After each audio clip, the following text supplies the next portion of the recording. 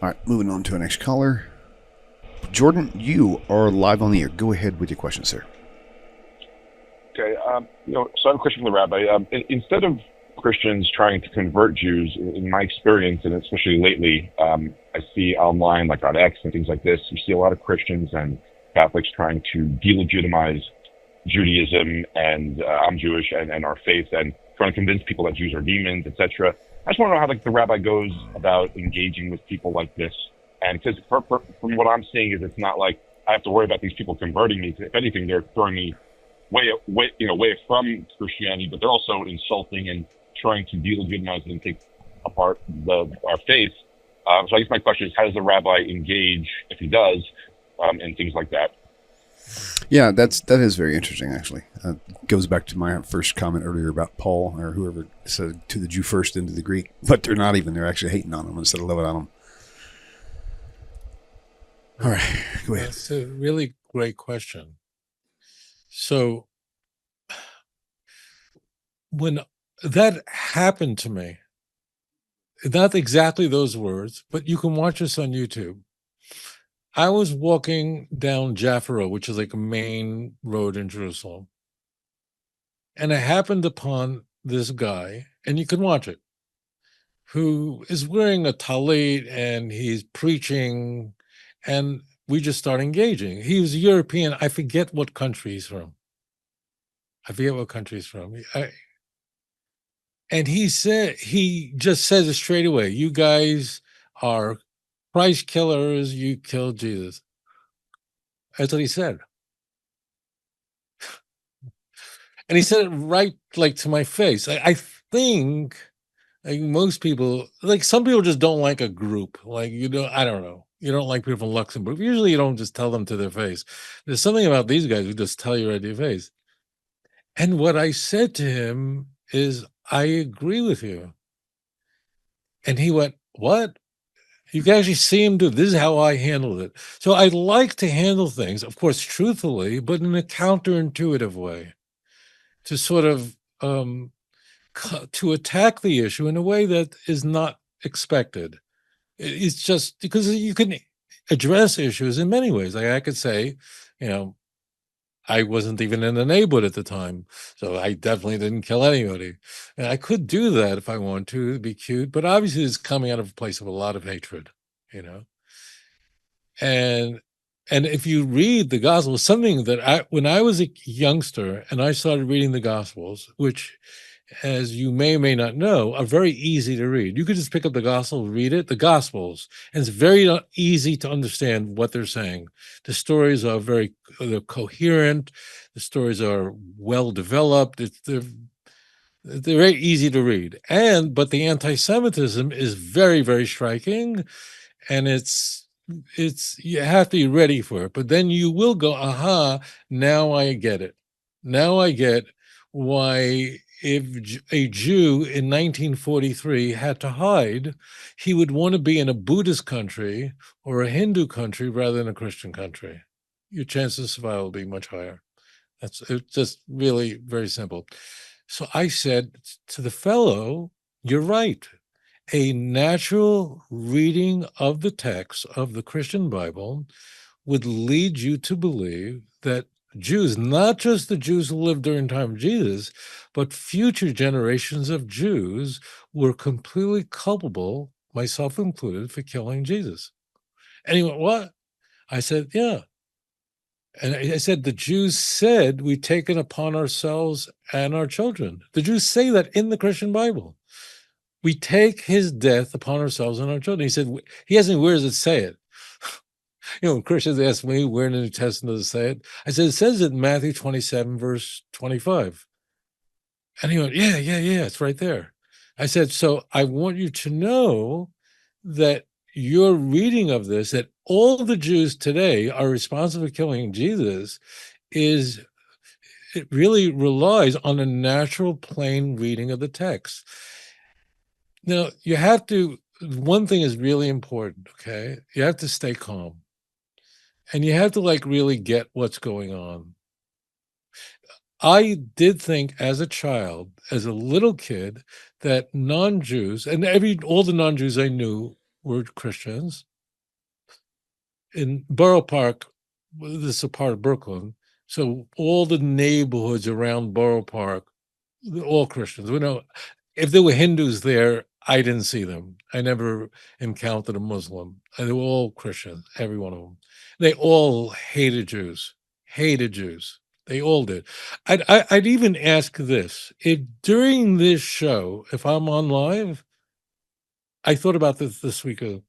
If you are a person that grew up in Brooklyn, in the outskirts of a Jewish neighborhood, and you can relate to what I'm speaking about, if you're willing to. So if you're Italian, because this is, I remember, it's a lot of Italian, Irish, Hispanic, Puerto Rican. And so if you're a person who actually grew up in the neighborhood in the 60s and 70s in Brooklyn, and what I'm saying makes sense to you, I would really like to hear from you. Now, I imagine that most of you who thought that way would be embarrassed to come on. And I'm really just curious to hear it, just to explain to me, because I can explain to you that what I thought about non-Jews, and I didn't like any of them. Not because I was anything personal, because they were all treating me this way. And I changed my view completely, 180 degrees, later on as an adult when I encountered non-Jews who were really good people. I just went, oh, I guess I was wrong. So I'm not trying to catch you. I am very curious to know, like, what were you thinking? Like, what were you thinking about the Jews, during this period? I would really like to know. Let's get back. It's very important to always stay very calm. And as the person is laying this all out for you, just let them talk. And when they speak, that gives you time to think. Because if your instinct is to just respond, and understandably so, getting really angry and say so, this conversation is not going to go anywhere. It's going to go somewhere really bad, and it's not going to achieve. Your goal will not be achieved. Really will.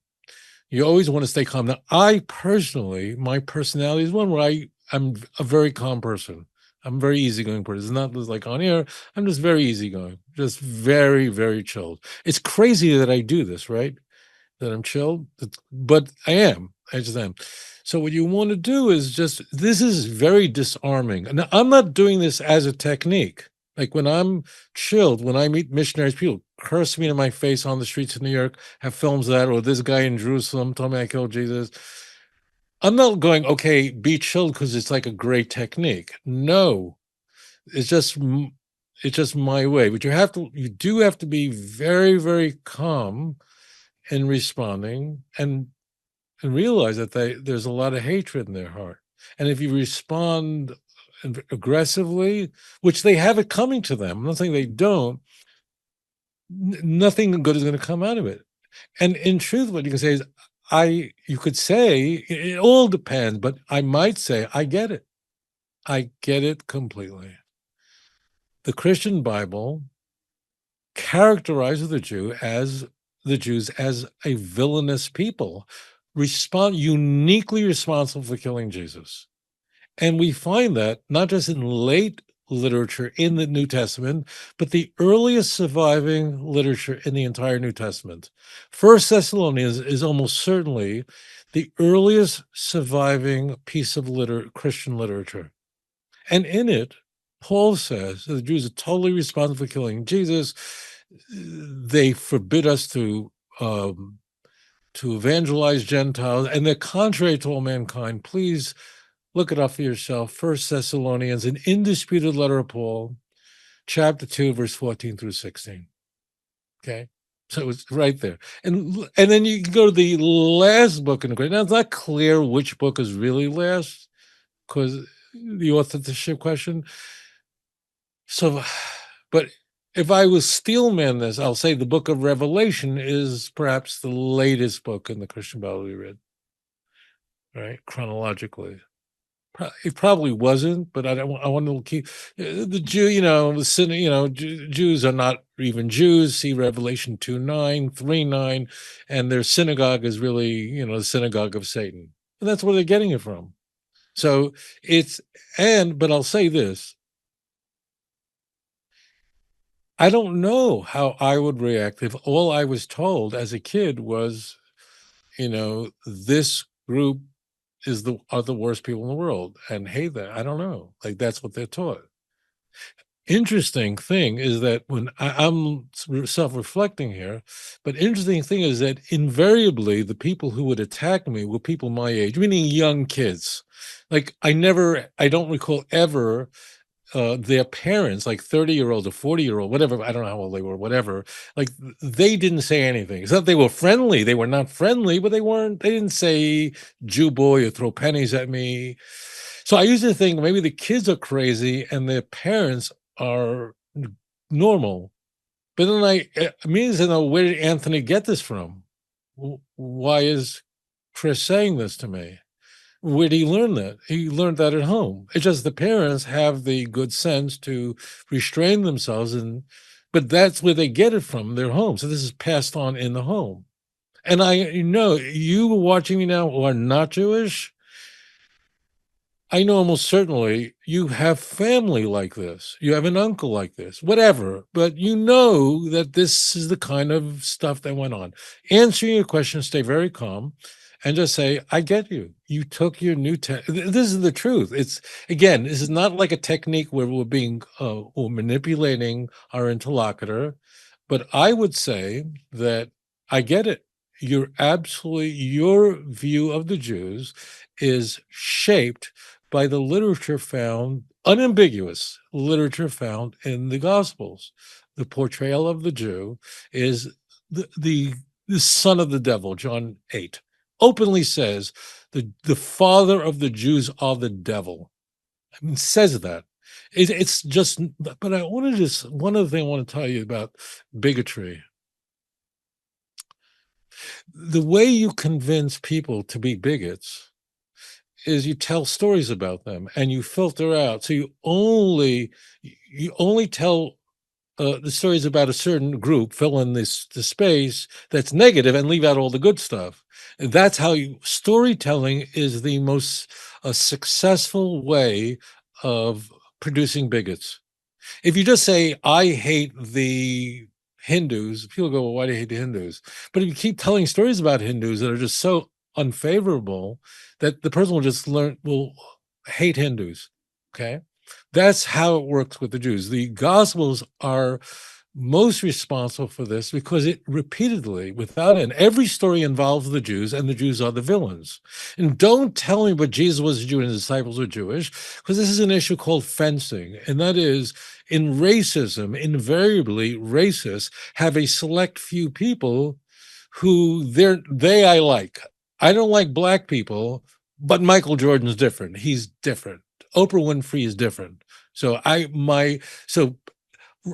invariably racist. Even Hitler thought that his mother's doctor, Dr. Block, was a noble Jew. Okay, so invariably, the craziest racists in the world have certain people who are members of that race but they're different. Okay, Michael Jordan's different. Sosa is different, or I don't know, whatever. The top baseball players, or Carter, the pitcher who can throw it 500 miles an hour. Oh, he's different, right? So just get that, okay? So that's what I would say. And the other point is, like, if the Jews, I don't know if I would say it because you have to feel it out. But if, like, the Jews didn't kill Jesus, you wouldn't have a religion. Like, if Jesus died of Alzheimer's, what would you do? You'd have no religion. So it's very striking, isn't it? The idea is so insane to hold people accountable for what their parents, great-grandparents supposedly did. And I just end with this. I have met and interviewed many children and grandchildren of Nazis. I've met many people who've come to me, they recognize me, and they would say to me, Rabbi, I want to apologize. My grandfather was a Nazi. I've met people whose grandfather were big Nazis, like famous Nazis. Please forgive me. And I'm at a loss of words because really I'm speaking to a person who's German, Austrian, whatever, I didn't do anything. And obviously they're demonstrating that they're really good people. And I'd always say, but you didn't do anything. Like, you didn't do anything. So that's like a side thing. Like, why would you? It wouldn't occur to me, and I don't think it would occur to any normal person. I don't think so. Like, if you met the grandchild of a Nazi, like, would you really? Who was a good person? Would you really go? You killed 6? No. If you behave like the Nazis, you say, "Oh, you're doing what your grandpa's doing." Sure.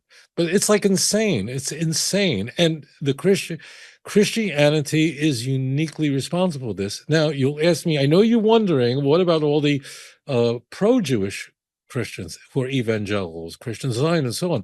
They've got to work this out. Okay, I'm not going to go further. I don't want to take that much time on this. But if you are a dispensationalist Christian who thinks that God is blessing the Jews and the Jews are still uniquely chosen, all that, and that movement began in the United States, John Nelson Darby and his movement, and the Schofield Bible had an influence. So you've got to then go back to these incredibly anti-Semitic texts, and there's so many of them, and reinterpret them somehow. It's not an easy job. So just always stay calm, and the calmer you are, the more you will disarm your interlocutor. Okay, and keep them in your prayers. All right, thank you.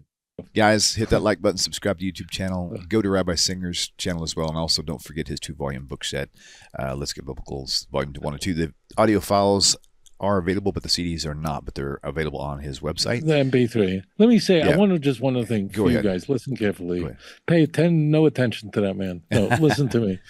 It's so important. If you believe in the work that William is doing, that we're doing here, whenever you watch any of our videos, please like it and please share it. It's very important because it really affects the algorithm so that our videos are spread around. So really, it's very, very important that whenever you see a video of William, a video of mine, it's very important to like it. I hope we like it. Yeah. But if you do, don't just pass it. Just make sure you like it and make sure that you subscribe to channels, because it really has a very big impact on spreading Torah throughout the world. It's very, very important. You should really go through our videos and make sure that those videos that you haven't liked yet, you do like them. It really has a very, very big impact on spreading this message.